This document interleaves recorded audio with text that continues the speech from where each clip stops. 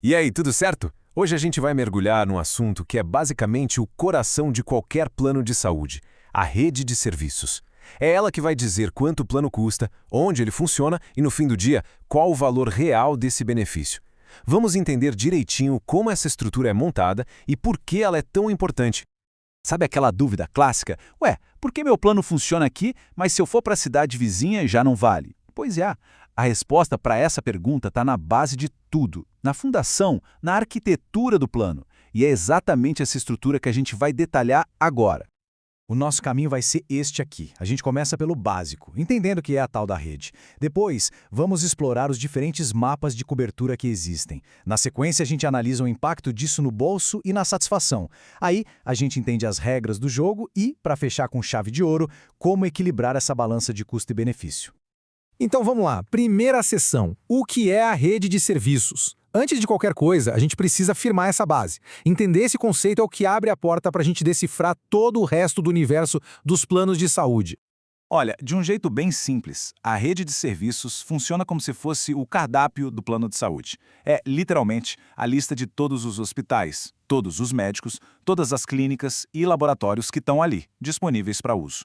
A lógica é direta. Se está na lista, está coberto. Se não tá, bom, aí tá fora da cobertura.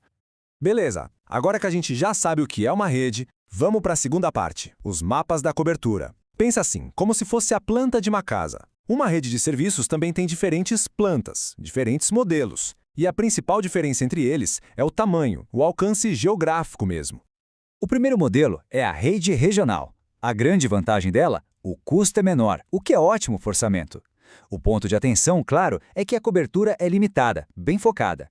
Para empresas que têm colaboradores que viajam muito, por exemplo, isso pode acabar virando um problema. Subindo um degrau, a gente tem a rede estadual. Essa aqui já é um meio-termo bem interessante. Ela consegue equilibrar um custo mais controlado com uma cobertura bem mais ampla, desde que, claro, o atendimento seja dentro das fronteiras daquele estado. E lá no topo, a gente encontra a rede nacional. Essa sim oferece a cobertura mais completa de todas, aquela segurança de saber que vai ter atendimento em qualquer lugar do Brasil e, naturalmente, essa tranquilidade toda vem acompanhada do custo mais elevado. E essa tabela aqui, olha, deixa tudo muito claro. A relação é bem direta. Quanto maior a abrangência, maior o custo e mais complexa fica a gestão dessa rede. O ponto crucial aqui é entender que não existe uma opção que seja a melhor de forma absoluta. O que existe é a opção mais adequada para cada perfil e para cada orçamento. Bom, agora chegamos na terceira parte, custo e satisfação. A gente já viu os modelos, mas quais são as consequências diretas de escolher cada um? Como é que o tipo de rede impacta de verdade o bolso da empresa e, principalmente, a experiência de quem usa o plano no dia a dia? A escolha da rede tem um peso gigante em 3 fatores essenciais. Primeiro, no ticket médio, que traduzindo é o custo por pessoa do plano. Segundo, na sinistralidade, que mede o risco financeiro com base na frequência de uso do plano. E, claro, na qualidade percebida, que é aquela sensação de segurança e satisfação de quem utiliza o benefício. E aqui o dilema fica bem claro.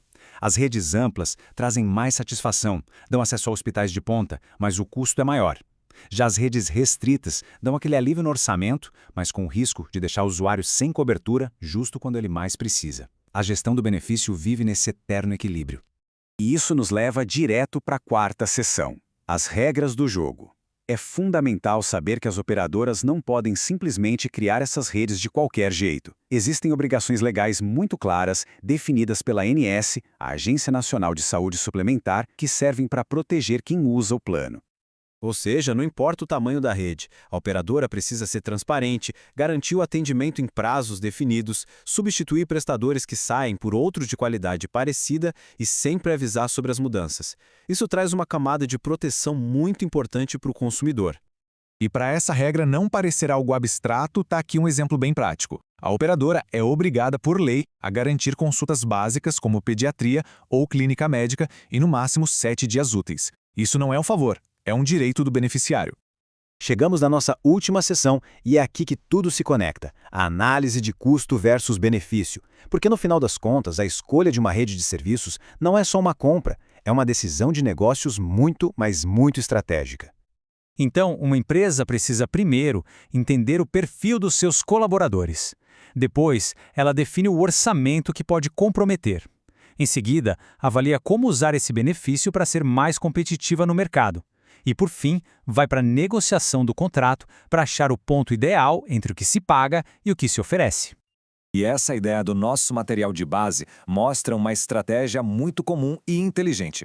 Em vez de uma solução única para todo mundo, muitas empresas segmentam, oferecem planos regionais para a maioria e deixam a cobertura nacional, que é mais cara, só para os executivos ou para aqueles colaboradores que viajam com muita frequência. É uma forma de otimizar os recursos sem perder a atratividade do benefício. E assim, a gente termina com uma reflexão. Depois de conhecer todas as peças desse quebra-cabeça, a pergunta que fica é: para cada realidade, seja pessoal ou corporativa, qual é a combinação ideal entre custo, cobertura e satisfação? A resposta, como a gente viu, está em encontrar o equilíbrio perfeito.